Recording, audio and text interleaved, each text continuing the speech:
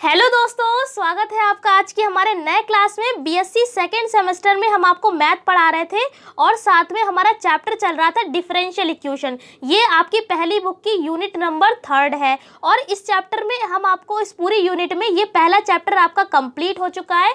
अगर आप यहाँ पर नए हैं तो आपको बता देते हैं, अगर आप ये भाई पूरा चैप्टर पढ़ना चाहते हैं, अलग से प्लेलिस्ट बनी हुई है बाकायदा बीएससी सेकेंड सेमेस्टर मैथ के नाम से। पूरा चैप्टर हमने कवर कर दिया है। डिटेल में पढ़ना चाहते हैं तो प्लेलिस्ट में जाकर देखिएगा, बीएससी सेकेंड सेमेस्टर मैथ के नाम से आपको मिल जाएगी। और इस चैप्टर में हमने क्या पढ़ा था? Differential equation of first order and first degree. मतलब पूरे चैप्टर में हमने फर्स्ट ऑर्डर और फर्स्ट डिग्री के बारे में जाना। मतलब कि फर्स्ट ऑर्डर और फर्स्ट डिग्री का मतलब अभी अगर आपको नहीं पता है, फिलहाल जो बच्चे यहाँ पर रेगुलर होंगे उनको तो पता ही होगा, कोई कंफ्यूजन ही नहीं होगी, क्योंकि जब हमने ये चैप्टर स्टार्ट किया था तो पहला क्लास ही हमारा ऑर्डर और डिग्री पर ही हुआ था। तो जिन्होंने देखा होगा उनको पता है, लेकिन जिन्होंने नहीं देखा है उनके लिए थोड़ा सा हम बता देते हैं। भाई ऑर्डर का मतलब क्या होता है? अगर आपने 12th में पढ़ा होगा कोटि और घात के बारे में, ये वही ही है ऑर्डर और डिग्री। इंग्लिश में कह देंगे ऑर्डर डिग्री और हिंदी में कहें तो कोटि और घात। अब आप कैसे पहचानेंगे कि ये फर्स्ट ऑर्डर है, सेकेंड ऑर्डर है? तो देखिए थोड़ा सा हम आपको बता देते हैं। ऑर्डर का मतलब है कितनी बार उसका डिफरेंशिएशन किया गया है। मतलब कि dy/dx है, ये y एक फंक्शन है, इसको जब आप एक बार अवकलन इसका करेंगे, एक बार डिफरेंशिएशन इसका करेंगे, तो आप ऐसे ही तो इसको लिखेंगे dy/dx। इसका मतलब क्या है? ये है फर्स्ट ऑर्डर। क्या है? First order. ठीक है, अभी हम इसी जगह पर अगर इस तरीके से लिख दें, इसी चीज़ का दोबारा हम कर दें डिफरेंशिएशन, तो ये हो जाएगा d2y/dx²।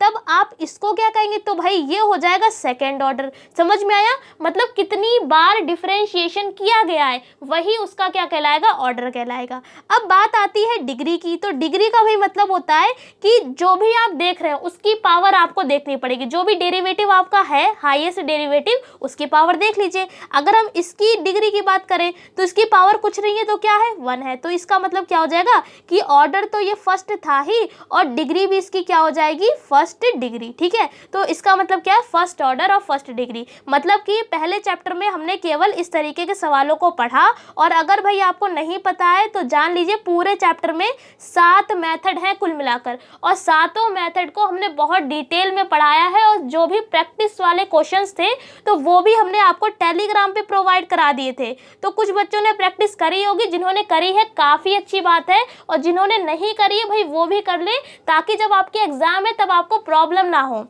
जो भी आपके चैप्टर होते जाएंगे, अब कहा जा रहा है फिलहाल तो ज़्यादातर हो सकता है कि आपके पेपर भी MCQs वाइज ही हों, मतलब कि मल्टीपल चॉइस क्वेश्चन। तो आपको क्या करना है? मल्टीपल चॉइस क्वेश्चन हम आपको भेज ही रहे हैं टेलीग्राम पर। अगर आप नहीं जुड़े तो भाई जुड़ जाइए जाकर, वहाँ से जितने भी नोट्स PDF होते हैं हम वहीं पर शेयर करते हैं, और साथ में जो प्रैक्टिस पेपर होंगे वो भी हम वहीं पर शेयर करेंगे। तो साथ साथ में जैसे जैसे हमारा चैप्टर होता जाएगा वैसे वैसे हम आपको MCQs उसके भेजते रहेंगे। और जो हमने आपको मेथड पढ़ाए हैं, अलग कोई नहीं है, जो हमने आपको पढ़ाया है बस आपको MCQs में उसे सॉल्व करना होगा। और कई सारे MCQs तो आपको एडिटेड वैसे ही क्वेश्चन मिल जाएंगे। जो नहीं आ रहा आप हमसे पूछ सकते हैं, कमेंट में पूछ सकते हैं, या हमारी इंस्टा ID है वहाँ पर भी आप पूछ सकते हैं। ठीक है, तो ये सारी बातें हमने आपको पिछले क्लास की बता दी, टेलीग्राम के बारे में बता दी। अगर आप नहीं जुड़े हैं तो जुड़ जाइए, अगर आपको कुछ अच्छे मार्क्स अचीव करने हैं मैथ में। ठीक है, आज का जो क्लास होगा वो हमारा होगा सेकेंड, इसका जो चैप्टर अगला है differential equation of first order but not of first degree. इसके बारे में आज के क्लास से हम पढ़ेंगे। यहाँ पर क्या फर्स्ट ऑर्डर, इसका मतलब बता दिया, मतलब कि dy/dx, यानी एक बार इसका डिफरेंशिएट किया गया है, यानी कि ये क्या है? फर्स्ट ऑर्डर है। अब कहा गया है इसमें but not of first degree. Not of first degree का मतलब है यानी इसकी पावर 1 नहीं होगी। 1 नहीं होगी, 1 के अलावा कुछ भी हो सकती है, जैसे 2 हो सकती है, 3 हो सकती है, 4 हो सकती है, लेकिन 1 नहीं होगी। यानी कि कहने का मतलब है यहाँ पर अगर आप इस तरीके से लिख ले dy/dx को होल ऑफ n लिख दे, यानी यहाँ पर जो ये n है इसकी वैल्यू हमेशा 1 से ज़्यादा होगी। कब? जब डिग्री 1 नहीं होगी, क्योंकि इस चैप्टर में हम यही पढ़ेंगे, कोई भी सवाल में डिग्री वहाँ पर 1 होगी ही नहीं, हमेशा 1 से ज़्यादा होगी। इतनी बात समझ में आ गई? अब चलिए सवालों की ओर चलते हैं। थोड़ा सा मेथड पहले आपको बता देंगे, उसके बाद क्वेश्चंस को भी आप बता देते हैं। चैप्टर हमने आपको बता दिया कौन सा चल रहा है, differential equation of first order but not of first degree. तो बच्चों देखिए जैसा हमने आपको बताया वैसे ही चैप्टर का नाम भी लगा दिया और साथ में इस तरीके से हमने लिख भी दिया है dy/dx होल ऑफ n लगाकर, और जहाँ पर n की वैल्यू 1 से ज़्यादा है। ये इसीलिए लिख दिया है ताकि जैसे ही आप इस चैप्टर के नाम पर देखें वैसे ही आपको समझ में आ जाए कि हाँ इस चैप्टर के कहने का मतलब क्या है। अब हम थोड़ा सा बात कर लेते हैं इसकी। हमने यहाँ पर कुछ डेफिनेशन लिखी हुई है, फिलहाल सवालों में ये काम नहीं आएगी, लेकिन आप नोट्स बना रहे हैं तो अच्छा लगेगा तो इसलिए हम आपको लिखवा देते हैं। क्या लिखा है कि any differential equation of the form, कोई भी यहाँ पर एक हमने इक्वेशन लिख रखी है इस टाइप की। क्या लिखा है p की power n plus a1 p की power n minus 1 a2 p की पावर n माइनस 2, इसी तरीके से आगे और चलते रहेंगे। अगर इसके आगे का एक स्टेप आपको और बताएं तो क्या आएगा, a2 है तो अगला क्या आएगा a3, p है तो p आएगा, यहाँ पर n माइनस 2 है, एक और कम हो जाएगा तो क्या हो जाएगा n माइनस 3। तो इस तरीके से आगे चलता रहेगा और एंड में क्या आएगा an इज इक्वल्स टू 0। समझ में आया, यहाँ पर एक हमने इक्वेशन लिख दी है, ये क्या है डिफरेंशियल इक्वेशन है। अगर हम आपसे कहें इस डिफरेंशियल इक्वेशन की पावर कितनी है यानी कि डिग्री कितनी है और ऑर्डर कितना है, तो एक बात आप यहाँ पर याद रखें कि ये जो p लिखे हुए हैं यहाँ पर, ये p क्या है, मतलब कि यहाँ पर जो p का मतलब क्या है dy/dx से है। dy/dx का मतलब क्या होता है फर्स्ट ऑर्डर। अभी आपको पहले ही शुरुआत में ही हमने आपको बता दिया कि dy/dx का मतलब क्या है फर्स्ट ऑर्डर। इसका मतलब है कि एक बार इसका डिफरेंशिएशन किया गया है। तो आपको अगर सवालों में dy/dx लिखा दिखेगा तब आप पहला काम सवालों में यही करेंगे, उसकी जगह पर p पुट कर देंगे। ठीक है, सवालों का पहला काम आपको यही करना है। अब p तो हमने आपको बता दिया dy/dx है, यानी कि इसकी डिग्री क्या, इसका ऑर्डर क्या हो जाएगा फर्स्ट। अब अगर डिग्री की बात करें तो डिग्री इसकी क्या है, तो आपको दिख रहा है p के ऊपर क्या लगा हुआ है n लगा हुआ है। यहाँ तो और पावर घट रही है ना, n-1 हो गई, यहाँ n-2 हो गई, इधर n-3 है, तो सबसे यहाँ पर पावर आपको क्या दिख रही है n, यानी कि इसकी डिग्री भी क्या हो जाएगी nth डिग्री हो जाएगी। अगर हम इस तरीके से लिख दें dy/dx और होल ऑफ 4 लगा दें, इसकी आप बताइए डिग्री कितनी है, तो साफ साफ आप कह देंगे डिग्री 4 है। तो इसी तरीके से जो भी पावर लगी हुई है वही उसकी डिग्री होती है। तो हमने बता दिया कि is called a differential equation of first order and nth degree, मतलब ये फर्स्ट ऑर्डर की इक्वेशन है और साथ में इसमें डिग्री कितनी है, इसकी nth डिग्री है। और p यहाँ पर क्या है dy/dx। अगर हम इसकी बात करें ये a1 a2 और इस तरीके से an जो है वो क्या है, अगर यहाँ पर बात करें तो a0 होगा, a0 की वैल्यू 1 होती है। ये तो पता ही होगा कि किसी की भी अगर हम डिग्री 1 इस तरीके से लगा दें तो उसका मान 1 ही होता है, तो लिखें या ना लिखें तो वो एक ही बराबर है। तो यहाँ पर जो a1 a2 an इस तरीके से जो चलेगी सीरीज, यहाँ पर ये क्या है, या तो कांस्टेंट है ये और या तो ये x और y के फंक्शन हो गए। अब इस तरीके से सवाल आएंगे तब आपको समझ में आ जाएगा। अब आज के क्लास में हमने चैप्टर तो स्टार्ट कर दिया है, पढ़ेंगे मेथड नंबर फर्स्ट। तो मेथड नंबर फर्स्ट का वर्किंग रूल केवल आपको जानना है, 4 स्टेप में आपको पूरा जो सवाल है कंप्लीट हो जाएगा। ये सवाल उतने बड़े नहीं है जो हम अभी पहले चैप्टर में पढ़कर आए। पहले चैप्टर की बात करें तो वो चैप्टर 12 एंड 13 था, अगर हम उसकी बात करें तो उतने बड़े बड़े सवाल यहाँ पर नहीं आएंगे। इसके सवाल बहुत छोटे छोटे हैं, 4-5 लाइनों में लग जाएंगे। लेकिन बस आपको ये 4 पॉइंट याद रखने। कौन से पॉइंट, कोई भी सवाल आएगा आज के क्लास में वर्किंग रूल बता रहे हैं तो पहला काम आपका यही होगा, dy/dx को हटाकर p पुट कर दीजिए।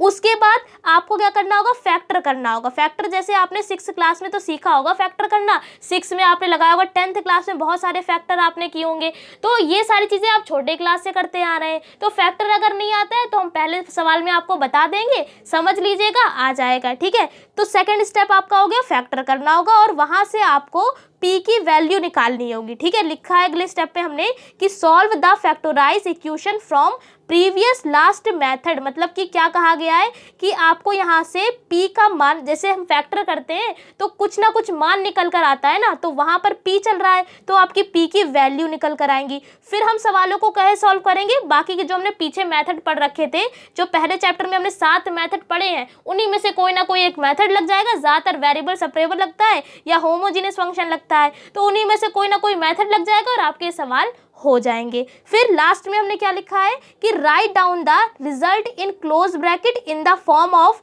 Product and put this resulting equal to 0 by replacing c1 c2 and so on cn by c। अब इसका मतलब क्या है ये हम आपको सवालों में बताएं। इसका मतलब भी बहुत ज़्यादा डिफिकल्ट नहीं है। क्या कहा गया है कि अब आपको लास्ट में जो रिजल्ट मिलेगा उसको क्लोज ब्रैकेट में आपको लिखना होगा और साथ में प्रोडक्ट में, मतलब प्रोडक्ट का मतलब होता है मल्टीप्लाई में, और जो भी आपके उसको जो भी आपका रिजल्ट होगा उसको बराबर में आप 0 रखेंगे उसके, और अगर C1 C2 C3 इस तरीके से जो भी वैल्यू चल रही है कांस्टेंट में उसको आप हटाकर C लिख देंगे। ठीक है, तो ये 4 पॉइंट्स याद कर लीजिए। अब चलिए सवालों की ओर चलते हैं, बहुत सी इजी सवाल है। ये देखिए पहला सवाल यही है, देखिए केवल इतना सा ही ये सवाल है और कंप्लीट हो गया।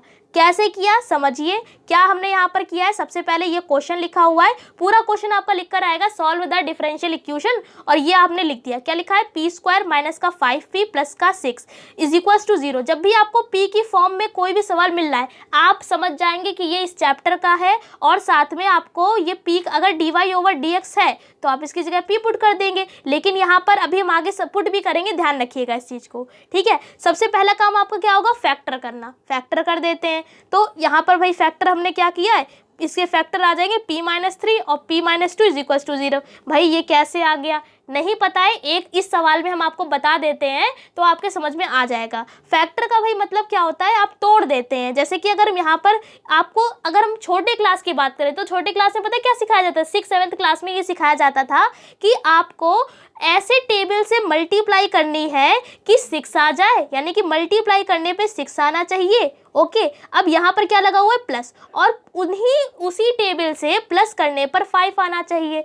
तो कहने का मतलब है यहाँ पर हमने क्या किया, एक दिमाग लगाया और हमने निकाल लिया 3 दूनी होता है 6, और अगर 3 और 2 को प्लस करते हैं तो 5 आ जाएगा। तो देखिए दोनों बातें क्लियर हो गई, आपको अलग अलग नहीं लेना है, दोनों ही चीज़ें सेम लेनी है, टेबल सेम ही होने चाहिए फैक्टर में। जैसे कि 3 और 2 का टेबल हमने लिया, 3 2 हो गया 6, तो देखिए गुणा करने पे क्या आ गया 6 ऐसी। लेकिन अगर आप दोनों को ऐड करते हैं, प्लस करते हैं, तो कितना आ गया 5 आ गया। तो देखिए ये दोनों हमारी कंडीशन सेटिस्फाई हो रही हैं। तो कहने का मतलब है यहाँ पर हमने क्या किया, 3 और 2 के टेबल को यूज़ किया। तो आप इसको कैसे लिखेंगे, अगर आप ये ना लिखें और नहीं समझ में आए तो आप इस तरीके से लिख सकते हैं, p² माइनस का इस तरीके से 3 प्लस का 2p प्लस का 6, मतलब क्या किया, इस 5 को तोड़ दिया 3 + 2 में। 3 + 2 क्या होता है, 5 ही तो होता है, तोड़ दिया बस हमने 3 + 2 में, और बराबर में 0 चल रहा है। इसको सॉल्व करते हैं, p अंदर जाएगा और यहाँ पर भी आएगा, तो क्या आ जाएगा, p² माइनस का 3p माइनस का 2p प्लस का 6 बराबर 0।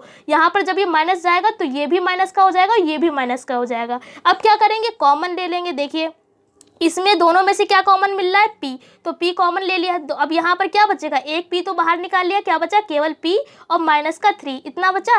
और इसमें से अगर बताए तो माइनस का 2 कॉमन ले लीजिए। जब 2 कॉमन लेंगे तो इधर बचेगा p, और 2 3 होता है 6, तो माइनस का 3। तो देखिए ये दोनों कॉमन मिल गए, यानी कि क्या आ गया जाएगा, p-3, फिर यहाँ पर बचा p-2 और बराबर 0। देखिए डायरेक्ट हमने यहाँ पर डायरेक्ट लिख दिया है। नहीं आता है तो 3-4 लाइनें आपकी बढ़ जाएंगी, डायरेक्ट आता है तो बहुत अच्छी बात है, डायरेक्ट लिख दीजिए। इसके फैक्टर में लिख दिए p-3 और p-2। ठीक है, फैक्टर बता दिया है। फिलहाल तो आपको आता ही होगा भाई, बीएससी कर रहे हैं, 6th क्लास की चीज़ तो आती ही होगी, इतना हम मान के चल रहे हैं। ठीक है, अब क्या करेंगे, अगला काम आपका क्या होता है, एक बार आप इसको 0 के बराबर मान लेंगे, एक बार इसको 0 के बराबर रख लेते हैं। तो एक एक बार करेंगे, लिखा व्हेन का मतलब होता है जब p-3 0 के बराबर होगा, तो बताया p की जगह आपको क्या पुट करना होगा, dy/dx पुट कर दिया। -3 जैसा है वैसा रहने दिया, 0 है बराबर में वो भी वैसे रहने दिया। अब जैसा काम हम इधर कर रहे हैं ऐसा इधर भी करेंगे, p-2 को भी 0 के बराबर कर दिया, p की जगह dy/dx पुट कर दिया। ठीक है, अगले टर्म में देखिए, अगली लाइन में क्या किया, यहाँ पर dx को उधर भेज दिया। चाहे तो आप इस तरीके से कर सकते हैं, इस वाले स्टेप में हमने एलसीएम ले लिया है, आपको बताया था, या आप कह सकते हैं वेरिएबल सेपरेबल कर दिया है। अब इतना तो नहीं समझाना पड़ेगा, वेरिएबल सेपरेबल में क्या बताया था, y वाले एक साइड, x वाले एक साइड। ठीक है, तो यहाँ पर आप ऐसे भी समझ सकते हैं, अगर आप एलसीएम लेंगे तो dx नीचे आएगा, ऊपर आएगा dy माइनस का 3dx बराबर 0, फिर dx जब 0 के पास जाएगा तो वो 0 ही हो जाएगा, यानी कि कुल मिलाकर आपका आ जाएगा dy माइनस का 3dx इज इक्वल्स टू 0। इतना आ गया। सेम लाइन यहाँ पर भी करी है, dx को उधर भेज दिया। अब हमने अगले स्टेप में क्या किया, इंटीग्रेशन कर दिया। चाहे तो आप यहाँ पर लिख लीजिए वेरिएबल सेपरेबल। ठीक है, क्या किया, वेरिएबल सेपरेबल किया, और वेरिएबल सेपरेबल के बाद हमारा नेक्स्ट पॉइंट क्या होता है, इंटीग्रेशन करना। तो अब इंटीग्रेशन कर दीजिए, मतलब यहाँ भी इंटीग्रेशन लगेगा, यहाँ भी इंटीग्रेशन, और जब इधर इंटीग्रेशन लगेगा तो कांस्टेंट जुड़ जाता है, और इधर भी हम इंटीग्रेशन कर देंगे। करते हैं, इंटीग्रेशन से ये डी हट जाएगा, बचा हुआ आ जाएगा यानी y आ गया। माइनस का 3 कांस्टेंट है, ऐसे ही रहेगा। यहाँ पर क्या है 1 dx, तो इंटीग्रेशन में 1 dx का क्या होता है x होता है, तो यहाँ पर x लिख दिया। 3 कांस्टेंट था तो उसको वैसे ही रहने दिया। जब कांस्टेंट यहाँ पर इंटीग्रेशन करते हैं तो कांस्टेंट जोड़ते हैं तो बराबर में c1 हो गया। इसी तरीके से यहाँ पर भी इंटीग्रेशन करेंगे तो इंटीग्रेशन से d हट जाएगा, बचा हुआ यानी y आ गया। उसके बाद माइनस का 2 कांस्टेंट है, ऐसे ही रहेगा। यहाँ पर भी 1 dx का हो जाएगा x और बराबर में c2। क्या करेंगे, अब आपको केवल इतना ही करना है। अब हमने लास्ट जो हमने आखिरी पॉइंट जो लिखा था उसमें क्या लिखा था कि जो भी आपकी वैल्यू आई है या जो भी फैक्टर आपके हैं उनको आपको प्रोडक्ट में लिख लेना है। प्रोडक्ट का भाई मतलब होता है मल्टीप्लाई, ठीक है, मल्टीप्लाई में आपको लिख लेना है। ये देखिए इस वाले टर्म को लिखा, ये जब ये इधर आएगा तो माइनस का हो जाएगा, और फिर जब इधर इसको लेकर आएंगे तो ये माइनस का हो गया। और साथ में हमने ये भी लिखा था अगर c1 चल रहा है, c2 चल रहा है या c इस तरीके से कोई भी वैल्यू चल रही है कांस्टेंट में तो उसको हम डायरेक्ट c लिख लेंगे। तो यहाँ पर हमने डायरेक्ट c लिख लिया, इसको जब उधर पहुँचाएंगे तो माइनस का, डायरेक्ट c लिख दिया, इसको उधर पहुँचाएंगे तो वो भी माइनस का होगा, डायरेक्ट c। और दोनों को प्रोडक्ट में लिखने के बाद उसका रिजल्टिंग जो है वो 0 के बराबर कर देंगे, बस लिख दिया। आप यहाँ पर लिख सकते हैं रिक्वायर्ड रिजल्ट भी लिख सकते हैं या रिक्वायर्ड सॉल्यूशन भी लिख सकते हैं, जो आपकी इच्छा हो, ठीक है। तो ये आपका आंसर हो गया। देखिए कितनी आसान तरीके से क्वेश्चन हमारा सॉल्व हो गया है। अब देखिए अगला क्वेश्चन, बस आपको यहाँ पर जो हमने पॉइंट स्टार्टिंग में बताया ना, ये जो वर्किंग रूल कि पहला काम p dy/dx को पुट कर दीजिए, फैक्टर कर दीजिए, p के मान मिलेंगे, उसको फिर हम सॉल्व कर लेंगे प्रीवियस मेथड से। प्रीवियस मेथड का मतलब जो हम अपने पिछले क्वेश्चंस पिछले चैप्टर्स में हम पढ़ कर आए हैं, ठीक है, वैसे ही सॉल्व करेंगे, इंटीग्रेशन करेंगे और आपका आंसर रिक्वायर्ड सॉल्यूशन लगाकर आप उसका आंसर लिख देंगे। अब इसी तरीके से देखिए अगला क्वेश्चन, यहाँ पर ये थोड़ा सा आप कह सकते हैं एक फॉर्मूला लगेगा, बस यहाँ पर ये लिखा हुआ है मेन काम इनमें पता क्या है, फैक्टर करना, ठीक है। फिलहाल तो इस चैप्टर में मेन काम तो इंटीग्रेशन का है, लेकिन यहाँ पर इंटीग्रेशन तो बाद में होगा, पहले तो फैक्टर ही किया जाएगा। तो फैक्टर करना भी आपको आना चाहिए। इसमें देखिए फैक्टर कैसे करेंगे, क्वेश्चन एक बार पढ़ देते हैं। लिखा हुआ है p² माइनस का 2p कॉस हाइपरबोलिक x, ये जो लिखा हुआ है कॉस hx, इसको h मत पढ़िएगा, क्या पढ़ते हैं इसको, हाइपरबोलिक। क्या पढ़ते हैं, हाइपरबोलिक। भाई हाइपरबोलिक के अलग अपने फॉर्मूले होते हैं। तो अगर कॉस हाइपरबोलिक x होता है तो उसका फॉर्मूला ये होता है, आप फर्स्ट सेमेस्टर में पढ़कर भी आए होंगे, क्या होता है e की पावर x प्लस का e की पावर माइनस x अपॉन में 2। अगर इसी जगह पे साइन हाइपरबोलिक x होता तो पूरा फॉर्मूला यही होता, बस बीच में माइनस लग जाता, ठीक है। तो ये दो फॉर्मूले याद रखिएगा, साइन और कॉस हाइपरबोलिक x का। कॉस है तो बीच में प्लस लगेगा, लेकिन अगर साइन है तो बीच में माइनस लगेगा। बस यहाँ पर इसकी जगह पर ये फॉर्मूला खोल दिया, बाकी जैसा है वैसे ही रहने दिया। ये वाले 2 से ये 2 कैंसिल हो जाएगा। उसके बाद यहाँ पर हमने अंदर मल्टीप्लाई भी कर दिए, p की अंदर दोनों से मल्टीप्लाई कर दी, तो कुल मिलाकर आपका ये इक्वेशन बन जाएगी। अब हम कॉमन ले लेंगे, इस दोनों टर्म से पहले कॉमन लेंगे, फिर यहाँ से कॉमन लेंगे। कॉमन भाई ले लेते हैं, कॉमन कैसे लेंगे, दोनों में क्या चीज़ मिल रही है, तो p निकाल लिया। अब क्या बचेगा, p माइनस ई की पावर x। इसी तरीके से जब हम इसमें कॉमन लेंगे तो हमने माइनस का e की पावर माइनस का x, यानी ये वाला टर्म हमने कॉमन लिया है।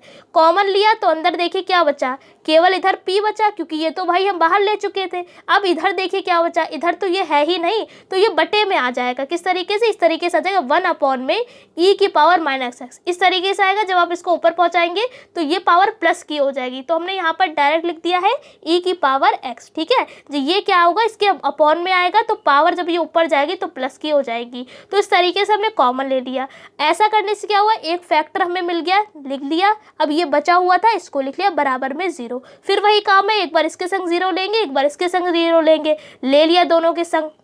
p की जगह dy/dx पुट किया, फिर वही काम है, dx को इधर ले गए, साथ में फिर अगला यानी वेरिएबल सेपरेबल कर दिया। अब अगला काम है इंटीग्रेशन। इंटीग्रेशन करेंगे आप तो d से y कैंसिल हो जाए, d इंटीग्रेशन से y हट जाएगा, बचा हुआ आ जाएगा। यहाँ पर इंटीग्रेशन करेंगे तो e की पावर x का इंटीग्रेशन e की पावर x ही होता है, इधर कांस्टेंट जुड़ जाएगा। सेम ऐसा यहाँ पर भी किया है। सबसे पहले यहाँ पर इसको 0 के बराबर रखा, फिर x को उधर पहुँचा दिया dx को, यानी वेरिएबल सेपरेबल किया, इंटीग्रेशन किया और आपका ये आंसर आ गया। मतलब कि अब रिक्वायर्ड सॉल्यूशन इसका निकालेंगे। तो रिक्वायर्ड सॉल्यूशन निकालने के लिए पहले तो आप c को दोनों उधर पहुँचा दीजिए और दोनों को प्रोडक्ट में लिख लीजिए। प्रोडक्ट का मतलब है मल्टीप्लाई में और बराबर लगा के 0, तो ये आपका आंसर फाइनल हो जाएगा, मतलब रिक्वायर्ड सॉल्यूशन निकल आया।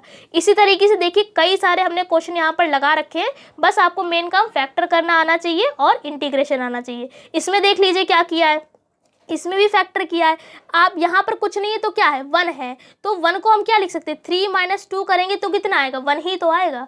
तो इसको फैक्टर कैसे कर दिया है, 3xyp माइनस का 2xyp। आप जब इसको घटाएंगे तो आपका इतना ही आएगा। कुल मिलाकर केवल हमने फैक्टर ही कर दिया, जो अभी अब आपको हम बता रहे थे पहले क्वेश्चन में कि गुणा करने पे 6 आना चाहिए, अब यहाँ पर माइनस करने पे 1 आना चाहिए। देखिए गुणा करने पे 6 और ये क्या लगा हुआ है, माइनस, माइनस करने पे 1। तो देखिए 3 दूनी होता है 6 और 3 में से अगर आप 2 घटाएंगे तो आएगा 1। दोनों कंडीशन आ गई तो हमने इस तरीके से लगा दिया। अब क्या करेंगे, कॉमन ले लेते हैं, इन दोनों में कॉमन लेंगे, फिर इसके बाद इन दोनों में कॉमन लेंगे। इधर कॉमन लिया xp, अंदर बचेगा xp प्लस 3y। यहाँ पर से हमने कॉमन लिया माइनस का 2y, अंदर बचेगा xp प्लस 3y, बराबर में 0 चल रहा है। फिर यहाँ से ये फैक्टर बाहर निकल आएगा और यहाँ पर xp माइनस का 2y। फिर अगला काम क्या होता है, इसको एक बार 0 के बराबर, इसको एक बार 0 के बराबर कर देते हैं। अगले क्लास हमने फिर क्या करते हैं, p की जगह dy/dx पुट कर दिया। उसके बाद वेरिएबल सेपरेबल करते हैं, कैसे किया, अब यहाँ पर देखिए y है, यहाँ पर ये क्या लिखा हुआ है y, तो y को y के पास पहुँचा दिया। ये पूरा टर्म x का है तो इसको उधर पहुँचा देंगे, एलसीएम लेंगे तो आपका इतना ही टर्म बन जाएगा। ठीक है, पहले y वाले को इसके नीचे ले आए तो ये हो गया dy/dx, प्लस था प्लस लगा लिया, 3 है 3 को ही वैसे लिखा रहने दिया। अब ये x अपॉन में dx है, क्या है, x अपॉन में dx। अगर आप इसको उधर भेजेंगे तो क्या हो जाएगा, dx अपॉन में x, ऐसे तो होएगा। तो इसको क्या कर दिया, dx अपॉन में x बराबर 0। इंटीग्रेशन कर दीजिए, इधर इंटीग्रेशन, इधर इंटीग्रेशन, इधर इंटीग्रेशन, 1/y का इंटीग्रेशन log y, फिर 3 ऐसे ही रहेगा क्योंकि कांस्टेंट है, फिर 1/x का इंटीग्रेशन log x। इधर क्या, जब दोनों टर्म log में चल रहे हैं तो कांस्टेंट भी हम log का ही लगा देंगे, log c। फिर क्या करा हमने, यहाँ पर देखिए ये पावर ऊपर पहुंच जाएगी क्योंकि आपने फॉर्मूला पढ़ा होगा log m की पावर n का, n आगे आ जाता है तो जो यहाँ पर लिखा हुआ है n का काम यहाँ पर 3 कर रहा है, तो इसमें क्या किया, इस 3 को ऊपर पहुंचा दिए तो ये हो गया log x क्यूब। फिर अगले टर्म में क्या किया, आपने ये भी फॉर्मूला पढ़ा होगा log m plus log n का, ये log m है ये log n है, इसको जब हम क्या करेंगे मल्टीप्लाई में आ जाता है log mn, मतलब कि log लिख दिया, ये m की वैल्यू, m यहाँ पर y है और n क्या है, x क्यूब है, बराबर में log c चल रहा है। फिर क्या किया, log से log दोनों हट जाएंगे, कैंसिल हो जाएंगे, बचा हुआ आपका इक्वेशन बन जाएगी। सेम जैसा हमने इधर किया है ऐसा इधर भी किया है। क्या किया, वेरिएबल पहले तो p की जगह पे dy/dx पुट कर दिया, उसकी जगह बाद हमने यहाँ पर वेरिएबल सेपरेबल कर दिया, y को इसके नीचे ले आए और x अपॉन dx को उधर पहुंचा दिया, इंटीग्रेशन कर दिया, 1/y का log y, 2 कांस्टेंट है, 1/x का log x, कांस्टेंट इधर जोड़ा log c2। फिर यहाँ पर करेंगे 2 को उधर पहुंचाएंगे तो ये हो जाएगा। फिर यहाँ पर log m अब माइनस log n का फॉर्मूला लगेगा, क्या होता है, log m अपॉन में n। ठीक है, माइनस होता है तो अपॉन में आता है, अगर यहाँ पर प्लस होता है तो वो मल्टीप्लाई में आता। खोल दिया फॉर्मूला, लॉग वाला फॉर्मूला लगा दिया, उसके बाद फिर ये लॉग से लॉग कैंसिल, आपकी इक्वेशन मिल जाएगी। रिक्वायर्ड सॉल्यूशन में आप क्या करेंगे, दोनों सॉल्यूशन जो आपने निकाले हैं उसको प्रोडक्ट यानी मल्टीप्लाई में लिख दीजिए, बराबर में 0 लगा दीजिए, बस यही आपका आंसर हो जाएगा। अब इसी तरीके से देखिए जल्दी जल्दी बता देते हैं, कुछ क्वेश्चन और बचे हुए हैं। ये सवाल देखिए, यहाँ पर साफ साफ आपको लिखा हुआ है dy/dx, तो पहला काम आपको क्या करना है, इसको हटाकर p ही पुट कर दीजिए। पुट कर दिया पूरी इक्वेशन में, इसको हटाकर जहाँ जहाँ dy/dx है उसे हटाकर p पुट कर दिया। उसके बाद क्या किया, यहाँ पर थोड़ी सी एक ट्रिक लगी हुई है। क्या ट्रिक है, आप ध्यान से देखिए कि 2y² को हमने y² और y² 2 बार लिख दिया। इस तरीके से लिखेंगे तब भी तो इसका आंसर 2y² ही आएगा। क्यों किया, ताकि फैक्टर हमारे आसान तरीके से हो जाए। कर दिया हमने। अब देखिए क्या करेंगे, यहाँ पर बहुत आसान है, ध्यान से देखेंगे तो ये फॉर्मूला बन जाएगा। ठीक है, इसीलिए हमने इसको तोड़ा है। आपने फॉर्मूला पढ़ा होगा a माइनस बी का होल स्क्वायर का, क्या होता है, a² प्लस b² माइनस का 2ab, यही तो होता है। तो इस फॉर्मूले को बनाने के लिए हमने इस 2y² को तोड़ दिया। फॉर्मूला क्या बन गया, देखिए ये a², ये हो जाएगा प्लस का b²। ठीक है, हम यहाँ पर लिखते भी जा रहे हैं, a², ये हो गया प्लस का b², और ये देखिए माइनस का 2ab, फॉर्मूला बन गया किसका, a माइनस का b²। a का काम यहाँ कौन कर रहा है, xp, माइनस लगाया, b का काम यहाँ कौन कर रहा है, y, होल ऑफ स्क्वायर लगा दिया। तो यही स्टेप यहाँ पर देखिए लिखा हुआ है, ये देखिए समझ में आ गया, ये पूरा फॉर्मूला बन गया। बचा हुआ जो है, जब आप इसको उधर भेजेंगे तो दोनों निगेटिव में, इधर आएंगे तो पॉजिटिव में हो जाएंगे। फिर अगले टर्म में क्या किया, स्क्वायर हटाया तो अंडर रूट चढ़ेगा और प्लस माइनस लगा दिया। उसके बाद देखिए क्या करेंगे, यहाँ माइनस का y है, उधर जाएगा तो प्लस का हो जाएगा, फिर x को नीचे ले आए। कुल मिलाकर आपको p की वैल्यू निकालनी होती है, जो हमने निकाल ली। अब हमारे फैक्टर तो हो नहीं पाए हैं, क्योंकि क्या इस तरीके से फैक्टर आपको मिला, ये देखिए क्या इस तरीके से क्या आपको फैक्टर मिला? नहीं मिला। जब आपको इस तरीके से फैक्टर नहीं मिलेगा तब आप सवालों को इस तरीके से लगाएंगे, ठीक है। तो ये मेथड भी याद रखिएगा, जब सवाल नहीं सॉल्व होगा इस तरीके से आएगा तब आपको लीनियर डिफरेंशियल इक्वेशन बना लेनी है, ठीक है। तो अगर आप इसको देखेंगे तो ये होमोजीनियस लीनियर डिफरेंशियल इक्वेशन बन चुकी है। इस होमोजीनियस का मतलब होता है समघाती। यहाँ पावर देखेंगे तो 1 है, यहाँ देखेंगे तो 1 है, ये भी अंडर रूट से निकलेगी तो पावर 1 हो जाएगी। कुल मिलाकर हर टर्म में पावर सेम है, तो ये क्या है? होमोजीनियस डिफरेंशियल इक्वेशन है। जब ये इक्वेशन हमारी बनती है तो हम पुट करते हैं y की जगह पर vx। ये हम मेथड पढ़ चुके हैं पहले चैप्टर में, जो हमने पढ़ाया था आपको इससे पहले। उस चैप्टर में हमने आपको होमोजीनियस डिफरेंशियल इक्वेशन के बहुत सारे सवाल लगवाए थे। तो भाई ये वही मेथड लगा हुआ है। अब जब हमने y बराबर vx पुट करते हैं, इसका डिफरेंशिएट कर दीजिए। dy/dx की वैल्यू आपको यहाँ पर पुट कर देनी है। क्या है ये? v + x dv/dx। y की जगह पर आपको क्या पुट करना होगा? vx। तो सारी वैल्यू उठाकर इक्वेशन नंबर 1 में पुट कर दी। अब अगला आपका काम क्या है? यहाँ से आप ये वाला x और यहाँ भी x² चल रहा है। देखिए ध्यान से, जब यहाँ से आप x कॉमन लेंगे, क्या कॉमन लिया? यहाँ से x² बाहर निकालिए। देखिए हम इधर से लिख भी देते हैं एक बार, v² लिखा हुआ है, x², इस तरीके से लिखा है। यहाँ से हम x² कॉमन ले रहे हैं, तो ये जब कॉमन लेंगे तो टोटल अंडर रूट भी तो आएगा अगले स्टेप में, ठीक है। तो यहाँ से हमने x² कॉमन लिया, अंडर रूट से स्क्वायर कैंसिल हो जाएगा। कुल मिलाकर ये बाहर जब अंडर रूट के आएगा तो केवल x आएगा। तो ब्रैकेट में अब क्या बचेगा? 1 - v² ही तो बचेगा, वो भी अंडर रूट में। क्या किया? केवल इस x² को बाहर लेकर आए, लेकिन जब ये अंडर रूट के बाहर आएगा तो केवल x आएगा। इधर भी x चल रहा है और यहाँ से भी हमने एक x निकाला है। कुल मिलाकर x, आप टोटल से x निकाल लीजिए। जब आप टोटल से x निकालेंगे और अपॉन में भी x चल रहा है तो वो आपस में कैंसिल हो जाएंगे, तो कुल मिलाकर आपको इतना टर्म बचेगा।